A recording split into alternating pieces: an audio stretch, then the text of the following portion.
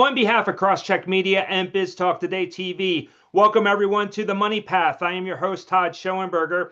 Joining me today is Nicole Middendorf. She is the CEO of Prosperwell Financial out in Minnetonka, Minnesota. Nicole, we've had a spectacular third quarter for the markets. S&P 500 going into today's trading is up 7.6%.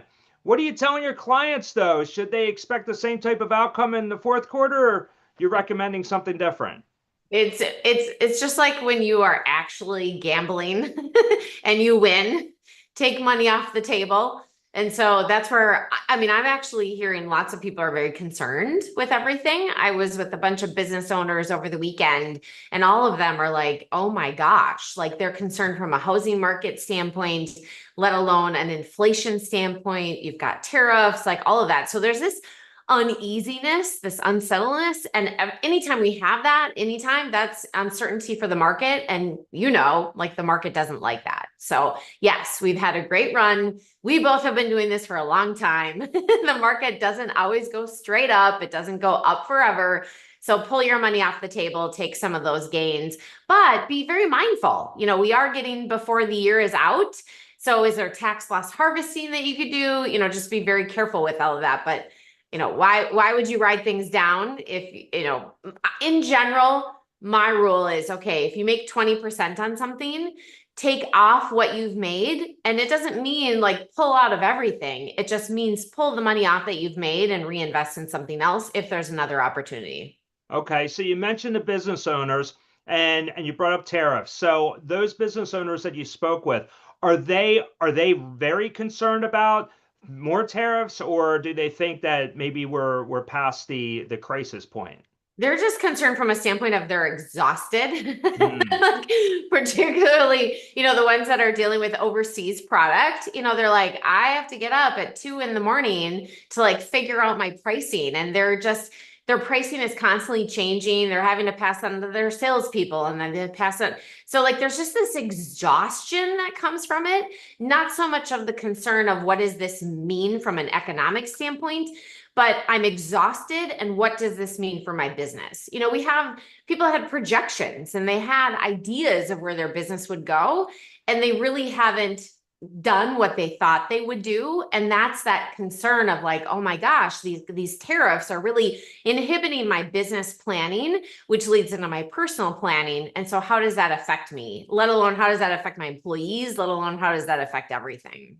So you are our resident Minnesota expert here. We get a number of guests on from all over the country, but you're our only one from Minnesota. So what's the climate like? What's the vibe? Are people feeling that with this rising market, they're going to go out and keep spending, or do you feel that maybe that's a different pocket of the country that maybe looking at some dire straits down the road? Yeah, people are scared here. Unfortunately, there's just people are very divided here. People are very uptight, stressed out.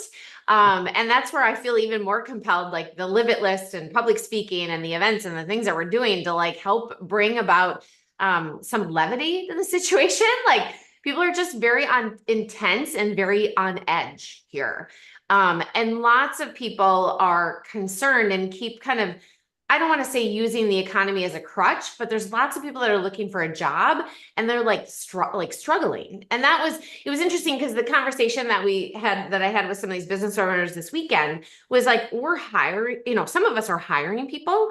And when you're interviewing someone, normally it's like, these are my skills. This is what I'm available, this is what I can bring to you. And people are more like, I just need a job. Like I want to work remote. Like this one business owner, she's like, people are just lazy. They want everything. They want the moon and the stars, but they don't want to work for it. And so there's this like tension here with working and wanting lots of things, but not necessarily having the money for it. There's tension also from a real estate standpoint. Like, there's just concern. House prices have gone up so much in so many areas here, and we've had so much building of apartments and things. There's this there's this feeling of like, okay, this is going to burst and that there's going to be some problems with that. So we're also huge, obviously, with the medical world, United Health Group Right. and stuff, and like the CEO, death and that shooting, like there's just so much, people are scared, really, Yeah. which is horrible, like horrible. Like there's a CEO that I know that runs like a security company, and he's like, I never thought I would ever have these conversations that I'm having, like extra protection for people. And that's not a good place to be, like to living in fear from the stock market to like your own personal life to like, how are you impacting the community? Yeah, no, I can understand that, and I'm sorry to hear all of that. But with now, hopefully, things will maybe turn around in housing with now the Fed coming out and starting their easing policy and then giving us an indication that they may be cutting again in the final two meetings this year. For the small business owners, do they see this as a positive, or is it just too little too late at this point? It's too little, too late. Oh, Really. wow. Yeah. That's too bad. That's too bad.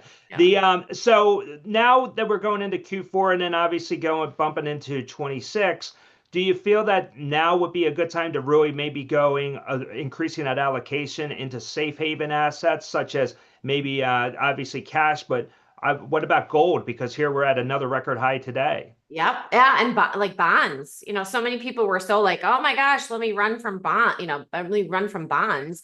And so that's where, bonds and we're huge fans of structured CDs, buffered ETFs, things that are out there to give you that extra protection. The other thing that I'm also seeing, which I don't know if this is across the country, but specifically the amount of people that have money, lots of money sitting in their checking account, not Mm, earning any interest. I mean, like incredible. 300 grand, 100 grand, Wow. 250,000. It's like, I don't know if it's that Midwestern, like, oh my gosh, let me just like, I'm scared, let me hoard my money. But put in a checking account isn't the smart thing. So making sure that your money is protected, the money markets, the bonds, and things like that. Yeah, that's a good point. And I'd imagine I have been hearing that in other parts of the country as well. Just the hoarding of cash, but not utilizing the higher rates right now in money markets. So maybe that would change over the next couple of quarters. Let's switch gears though, because you are an exceptional, successful female entrepreneur running Prosperwell Financial. You have a great event coming up October the 9th. Can you tell the audience a little bit about it? Yep. So it's a women's empowerment retreat. We have tons of speakers. We have from the extreme end of a police officer sharing about like, how do you protect yourself physically, to a woman speaking like, how do you dress? How do Hmm. what do you wear? What are your colors? How do you stand for pictures? How do you have a great headshot? To a woman speaking on somatic exercises to confidence. We have women that have businesses that are going to be selling their stuff. So we have vendors from bracelets to jewelry to clothes to purses to skincare, you name it. We have a wall of wine. We have a purse raffle. And so these are purses that have been given to us. So we have a Prada purse that people can buy raffle tickets for 20 bucks, and you could buy $20 and walk away with a Prada purse. And then we've got a silent auction. And so it came from the standpoint of I'm a survivor of domestic violence. And so the foundation that I have is the Live It List Foundation. It's all about helping people, giving people that happiness, that inspiration. And I feel like it took me so many years to figure out like, okay, how can I manifest this life that I want and truly, truly be happy? So anything from yoga to meditation to somatic exercises to that physical personal safety to your health to your financial health, all of that. That's what it is for one day to really impact people. And how can listeners and viewers take a look and look up some more details of this so that they can attend? Yep, everything's at thelivitlist.com. Okay, that's great. Well, we will definitely have a link to in our description on this show as well, all about it. We definitely encourage the audience to check it out. I know if Nicole's behind it, it's going to be very successful and definitely will be an event you will not want to miss. Nicole, I want to thank you for joining me today on the Money Path. I really appreciate it. I know we have a lot going on. You have a lot going on as well, and we do appreciate your time today. Thank you. Good to see you. Likewise. All right. So on behalf of Nicole Middendorf, I am Todd Schoenberger. Thank you once again for joining me on the Money Path. I'll catch you next time. Take care. Excellent. We're out. That's Good. awesome. Nicole, that was great. That was great. I owe you one.